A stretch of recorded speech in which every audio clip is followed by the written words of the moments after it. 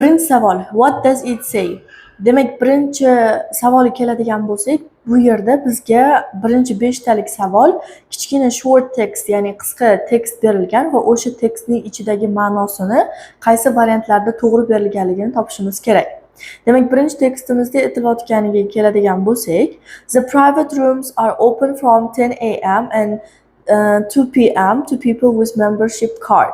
Demak, bu yerdan tushunishimiz mumkinki, javobimiz C bo'ladi. Ya'ni only members can visit the private rooms from 10 a.m. to p.m. Ya'ni bu yerda nima deyilyapti? Faqatgina o'sha yerda a'zo bo'lgan insonlar private room degani maxsus xonalarga kirishlari mumkin ekan, 10 soat 10 dan 2 gacha bo'lar ekan. Ya'ni faqatgina membership card, ya'ni a'zo bo'lganlik kartasi bo'lgan insonlarga nisbatan bu narsa ishlar ekan. Shuning uchun ham javobimiz C bo'ladi. Ikkinchi savol, what does the notice say? Ya'ni e'lon nima haqida deb sizdan so'rayapti. Endi bu yerda javobimiz A bo'ladi. The water fitness classes are free to people who swim 10 times in a month. Ya'ni bizda kichkinagina tekstchamizda aytilyaptiki, agar siz swimming pooldan, ya'ni basseyndan oyiga 10 marta foydalangan bo'lsangiz, water fitness class sizga tekinga beriladi degan narsani A javobda berayotgan ekan. Shuning uchun ham javobimiz A bo'ladi. B javobda nima uchun olmadik? Chunki bu yerda agar siz water classes, ya'ni suv fitness klasslariga qatnashgan bo'lsangiz, sizga suzish basseyni sizga tekinga tushadi deyilgan. Lekin bizda unaqa deyilmagan. C'da ham bizda swimming pool degani, ya'ni basseyn sizga tekin bo'ladi agar water fitness classesga qatnashgan bo'lsangiz deyapti. Lekin bizda unaqa javob bo'lmaganligi uchun ham javobimiz A bo'ladi. Uchinchisi, what should people at the restaurant do first? Ya'ni restorandagi odamlar birinchi bo'lib nima qilish kerak ekan? Bizga tekstimizga ataylab bizani chalg'itish uchun bir nechta harakatlarni takrorlagan va shuning uchun ham bu yerda javobimiz sal chalkashgan bo'lishi mumkin. Lekin agar yaxshi tushunib o'qisangiz, albatta javobini topasiz. Demak, bu yerda javobimiz C, find a table. Chunki bu yerda aytilgan, please choose a table number before ordering your food at the bar. Ya'ni barga kelganingizda ovqat tanlashdan oldin birinchi stulinglarni raqamini bilib olinglar. Chunki u yerda stolni bilmasanglar, qayerga o'tirasizlar, to'g'rimi? Ana shu holatda bo'lsa, demak bizda javobimiz C bo'lar ekan. Keyingisi 4. Students who don't sign up before Friday lunch time. Ya'ni bu yerda bizga gap berilgan va oxirida tugallanmagan gap va uni biz tugallatishimiz kerak ekan. Demak, bu yerda ham javobimiz C bo'ladi. Demak, won't be able to choose these afternoon activities next week. Ya'ni mana dushanba tushlik vaqtiga talabalar agar registratsiya qilinmagan bo'lsa, ular nimadan qolib ketadi? Ana shu narsani berishimiz kerak ekan. Demak, tekstning ichida aytilyapti, please sign up for next week's afternoon activities before Friday lunch time. Demak, bu yerda tushunishimiz mumkinki, dushanba tushlik vaqtidan oldin siz keyingi hafta obeddan keyin qanaqa aktivitiyalar bilan shug'ullanasiz, ya'ni qanaqa harakatlar bilan shug'ullanasiz. Ana shu narsani registratsiya qilib qo'ying deyapti. Demak, bundan tushunamizki, agar bu narsaga registratsiya qilinmasa, ular keyingi haftadagi aktivitiyalardan qolib ketadi degan narsani tushunishimiz mumkin ekan. Va shuning uchun ham javobimiz C bo'ladi. Keyingisi 5-si, what does it say? Demak, bu yerda yana nima deyilyapti degan holatda savol tashlanibdi. Demak, bu yerda javobimiz C bo'lar ekan. Cheaper tickets are available for people who travel often. Chunki bizda kichkina tekstchamizning ichida aytilyaptiki, if you take this journey regularly, you can save money with our super weekly save ticket. Ya'ni bu yerda agar siz sayohatni tez va ko'proq oladigan bo'lsangiz, siz mana shu bilet bo'yicha pul saqlab qolishingiz mumkin deyapti. Asli javob bizga mutlaqo to'g'ri tushadi. Nima uchun? Chunki arzon biletlar sayohatni ko'p qiladigan insonlarga nisbatan ko'proq ishlaydi va ularga ko'proq mos keladi degan holatda berilgan va shuning uchun ham javobimiz C bo'lar ekan. Keyingisi, endi bu 6 dan to 20 gacha bo'lgan savollarimizni grammatikaga oid bo'lganligi uchun bularni ko'rib chiqamiz. 6-savol. Bu yerda bizga gap berilgan, o'sha gapimizda qolib ketgan o'rnini to'ldirishimiz kerak ekan. It's really hot in this room. Wait, I will open the window. Demak, javobimiz A bo'lar ekan. Nima uchun? Bu xona juda ham isib ketdi. Kutib turma, oynani ochaman. Demak, bu ish harakatni endi qilmoqchi, hali bu narsani nima qilinmagan, o'ylab topilmagan. Bu javobni nimaga olmadik? Chunki bu ish harakat hali rejalashtirilmagan edi. C javob present continuous, ya'ni I'm opening deyolmas ekanmiz. Hali bu ish harakat bajarilmayotgan edi. Will bo'lsa ingliz tilida future simple ni biza kutilmagan vaziyatga, ya'ni to'satdan sodir bo'lgan vaziyatga nisbatan ham ishlatishimiz mumkin va shuning uchun ham javobimiz A bo'ladi. 7. Demak, bu yerda javobimiz B bo'ladi. I bought the tickets on Friday. Demak, bu holatda men juma kuni biletlarni sotib olgandim degan holatda tarjima qilganimizda ham albatta javobimiz B bo'lar ekan. 8-savol. I have loved this village all my life. Demak, bizga signal word berilgan. All my life, ya'ni men butun hayotim davomida degan ma'noni beradigan so'zimiz bizga signal qilib berilgan va shuning uchun ham bu yerga present perfect zamoni to'g'ri keladi. Ya'ni butun hayotim davomida. Bizda natija bor, chunki siz yashayapsiz. Ana shu holatda bo'lganligi uchun ham javobimiz C bo'lar ekan. 9-savol. Why are you so dirty? Nima uchun sen juda ham kirsan? Ya'ni kir bo'lib ketding degan holatda. Because I have been cleaning the basement. Basement shu o'rinda aytib o'tishim kerak, yer to'la degani. Chunki aytyapti, men yerto'lani tozaladim degan holatda beryapti. Demak, nima uchun bu yerga present perfect continuous qo'yilgan? Chunki bu ish harakat butun kunini olib qo'ygan, bu ya'ni u yerto'la tozalashi butun kunini olib qo'ygan va uni natijasi bor kirligi. Demak, qachonki sizda davomiylikni ifodalab va uni natijasini ko'rsatib beradigan ish harakatlarga nisbatan present perfect continuous ishlatar ekanmiz. 10-savol. The new sofa isn't as nice as the old one. Demak, bu yerda boshqa javoblarimiz nima uchun to'g'ri kelmaydi? Chunki bu yerda as strukturasi yordamga kelishi kerak. Bu nima degani? As strukturasi qachonki siz ikkita narsani o'xshashligini yoki ularni umuman mutlaqo har xilligini ifodalab bermoqchi bo'lganligingizda ishlatishingiz mumkin va dek degan tarjimani beradi. Ya'ni aytyaptiki, yangi divanimiz oldingiga qaragan, oldingiga o'xshab yoki oldingidek yaxshi emas ekan degan holatda tarjima qilinadi. 11-savol. I want to watch TV. Have you seen the remote?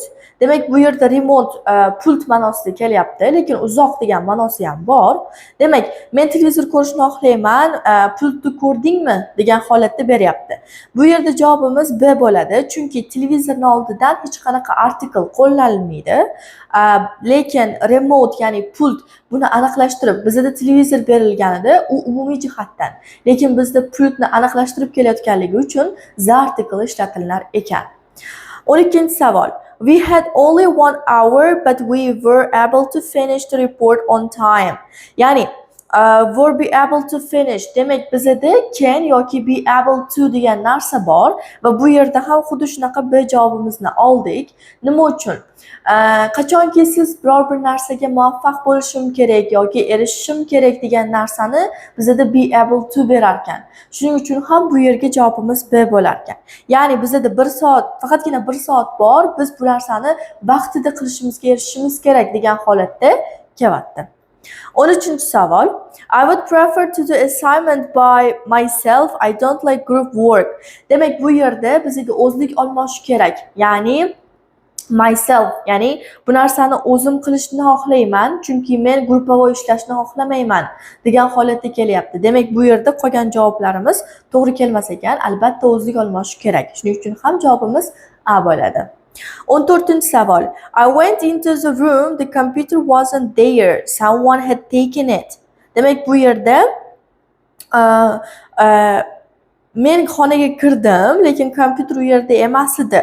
Demak, ko'rayotgan bo'lsangiz, bu gaplarimizning o'zi ham past simple shaklda kelgan. Demak, o'tgan zamondan oldin bajarilgan holatda bizda past perfect kerak bo'lar ekan. Va albatta past perfect har doim natijasi bor bo'lgan ish harakat. Demak, natija ham o'tgan zamonda bo'lishi kerak. Ish harakat ham o'tgan zamonda bo'lgan holatda bizga past perfect o'tgan tugallangan zamon kerak bo'lar ekan. Va xuddi shunaqa javobimiz ham C javob bo'lar ekan. 15-savol. He said to the police that his car had been stolen.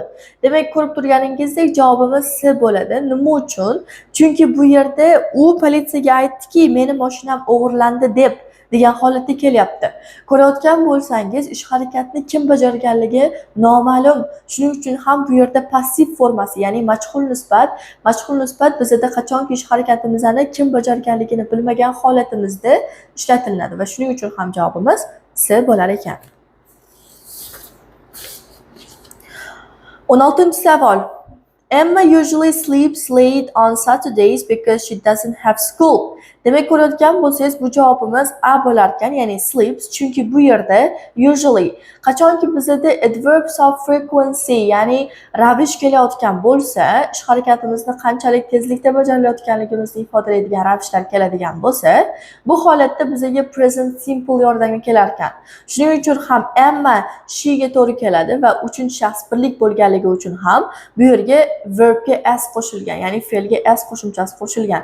Shuning uchun ham javobimiz A bo'lar ekan. 17-savol. She eats breakfast while watching her favorite cartoons. Demak, bu yerda ham javobimiz A eats bo'lar ekan, chunki present simple bo'ladi. U qachonki o'zini yoqtirgan multfilmlarni ko'rayotganda ovqatlanishni xush ko'radi degan holatda kelar ekan. 18-savol. In the afternoon, Emma and his sister go shopping at the mall. Demak, bu yerda ham ko'rib turganingizdek present simple bo'ladi, chunki in the afternoon bizga signal word sifatida berilgan. Ya'ni obeddan keyin Emma va uning opasi yoki singlisi xarid qilishga mallga ketishadi degan holatda kelar ekan. 19-savol. They often have a sandwich or some ice cream while they are out. Demak, bu yerda ham ko'rib turganingizdek javobimiz present simple bo'ladi, chunki often tez degani. Demak, bu ham adverbs of frequency ga kelar ekan.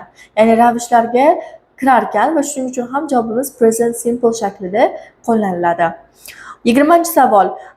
On Sunday evenings, Emma packs her bags and gets ready for school. Demak, bu yerda ham ko'rib turganingizdek present simple javobi bo'lar ekan va javobimiz C bo'ladi.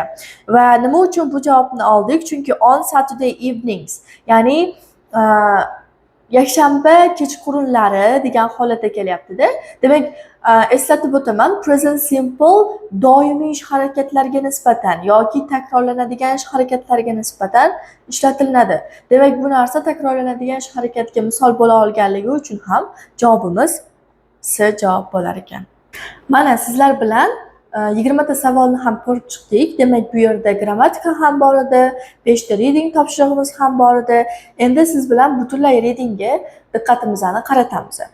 Demak, birinchi reading bizga berilganligi The Coconut Tree, ya'ni coconut bilamiz, kokos degani, kokos daraxti haqidagi readingni birga bajarar ekanmiz.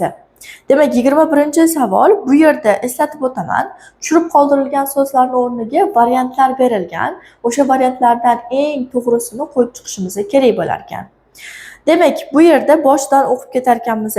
The coconut tree is thought to be one of the most valuable trees in the world. It's mostly found by the sea where there is a hot and wet climate. Demak, bu yerda javobimiz C bo'lar ekan.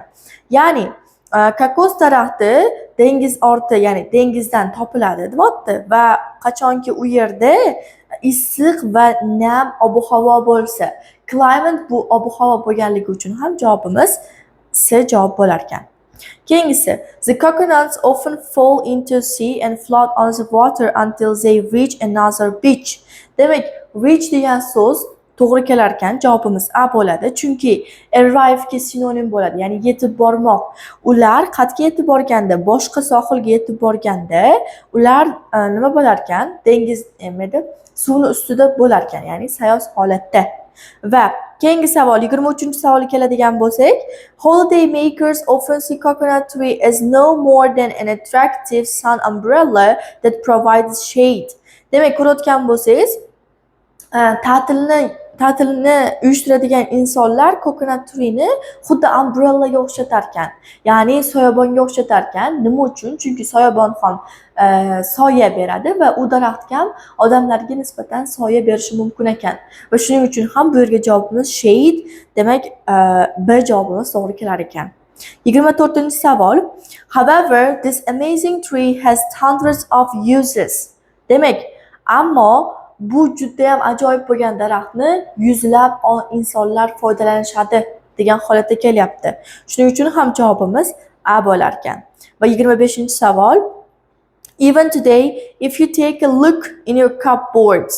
Demak, hattoki hozirgi kunda ham deyapti, agar cupboards degani shkaf degani, shkafingizga qaraydigan bo'lsangiz degan holatda, demak qaraydigan bo'lsangiz degan so'z bizga tushib qolgan ekan va shuning uchun ham bizda javobimiz C, look so'zi to'g'ri kelar ekan.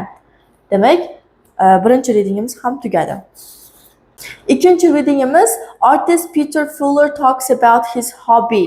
Demak, artist Peter Fuller, ya'ni bu ism, o'zini hobbisi haqida gapirib berar ekan. Va shu tekstning ichidan bizga savollar chiqarib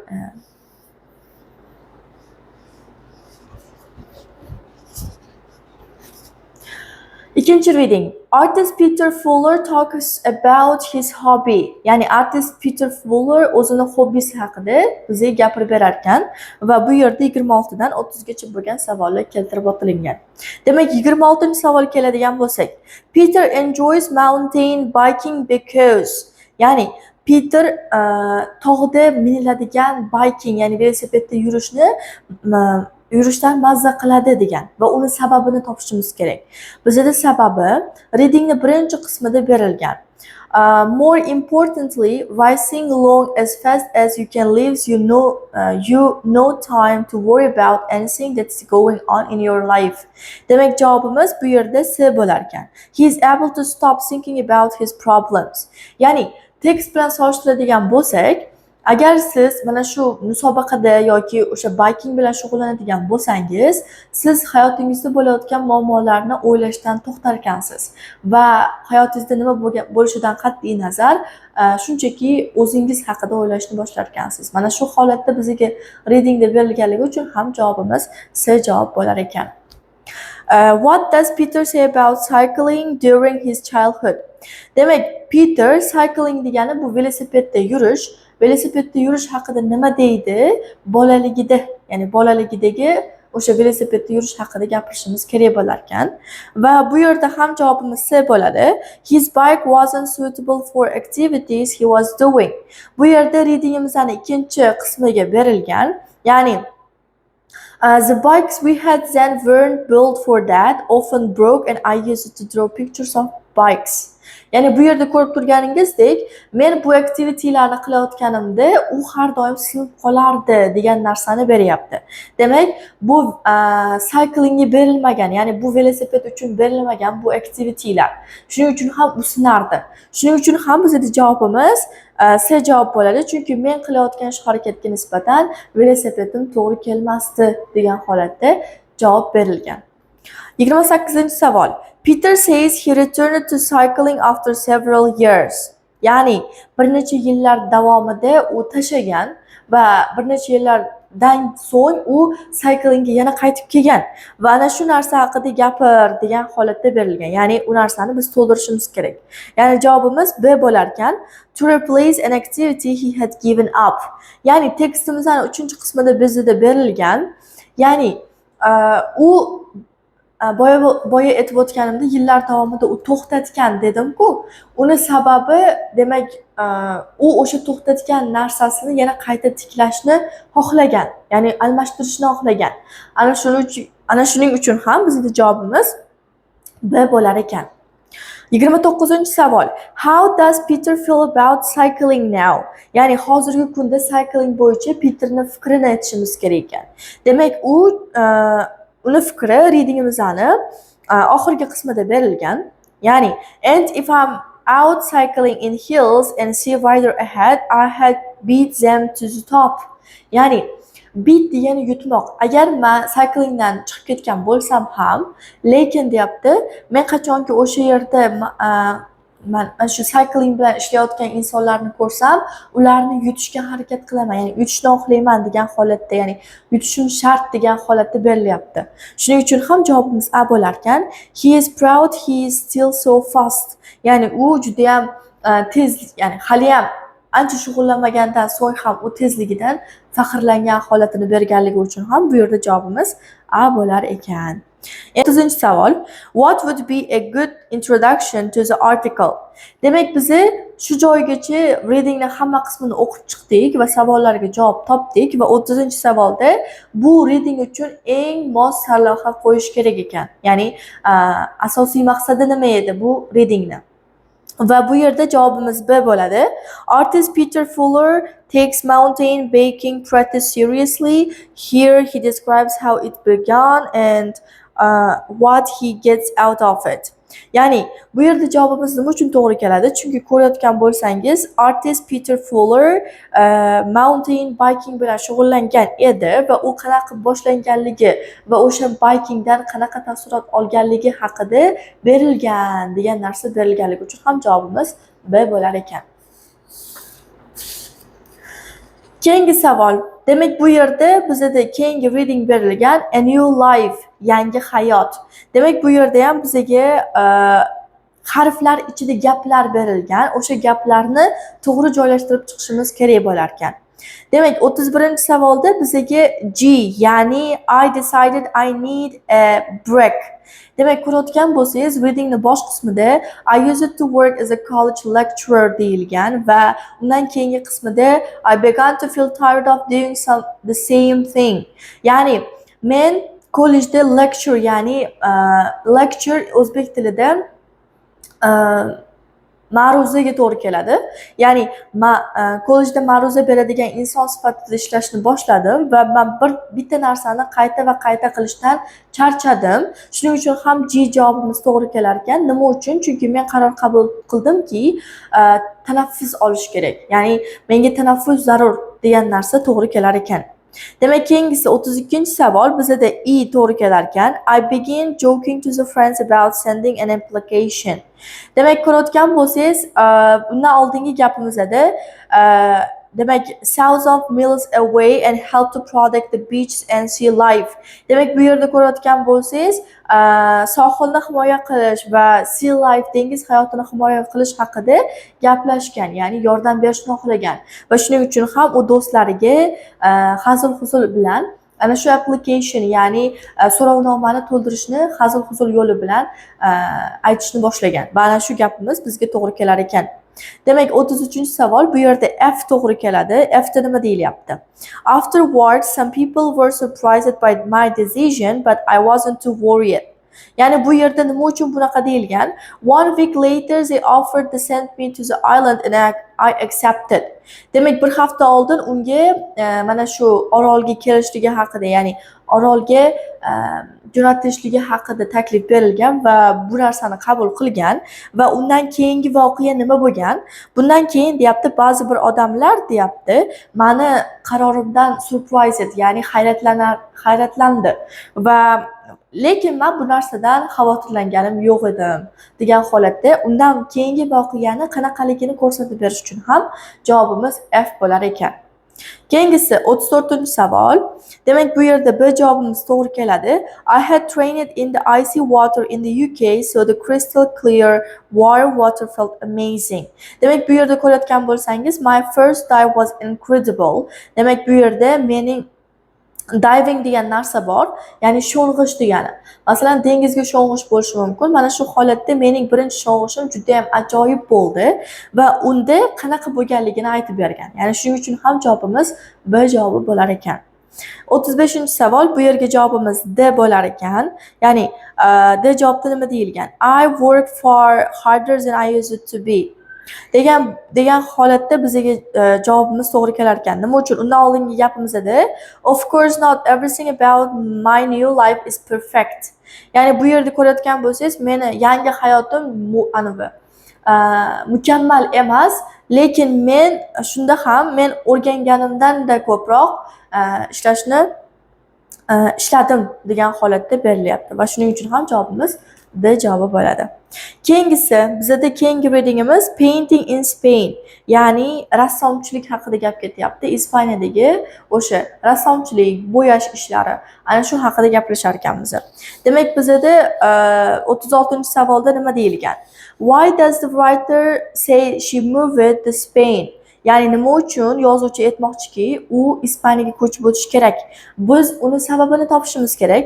Bunga javobimiz B bo'lar ekan, because she and her husband loved the country. Uning ichida o'zi va uning turmush o'rtog'i ham u davlatni yaxshi ko'rib qolganligi haqida ketgan. Ana shuning uchun ham bu yerda javobimiz B bo'lar ekan. Ya'ni bu yerda we have both always loved Spain culture and have spent many holidays in Spain. Demak, biz ikkalamiz ham Ispaniyani madaniyatini juda ham yaxshi ko'ramiz va ta'tilimizni Ispaniyada sarflashga qaror qildik degan holatda berilgan. Va 37-savol. What does the writer say about living in London? Demak, yozuvchi Londonda tark etish haqida nima deyilgan degan holatda berilgan va bu javobga C bo'ladi. They organized everything quickly. Ya'ni bizda 37-savolimizga javobi readingning ikkinchi qismida berilgan. Ya'ni we thought it would take months to get organized, but in just 3 months we sold our home, found a house to rent, booked bought ferry and said goodbye to our friends. Ya'ni bu yerda ko'rayotgan bo'lsangiz, biz o'ylaganmizki, bir necha oylar davomida bu narsani qilsak kerak deb o'ylaganmiz deb aytilgan. Lekin atigi 3 oydagina biz uyimizni sotganmiz va Ispaniyada qanaqadir uyni ijaraga berish bo'yicha shug'ullanadigan insonlarni topganmiz va o'rtoqlarimizga xayr deya olganmiz degan holatlari berilgan. Va shuning uchun ham javobimiz C bo'ladi, chunki ular hamma narsani tezlikda, tartibda joylashtirishgan.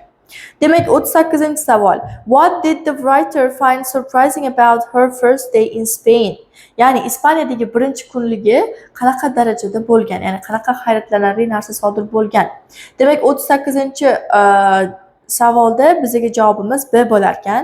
She and her husband decided to live in Spain for more than a year.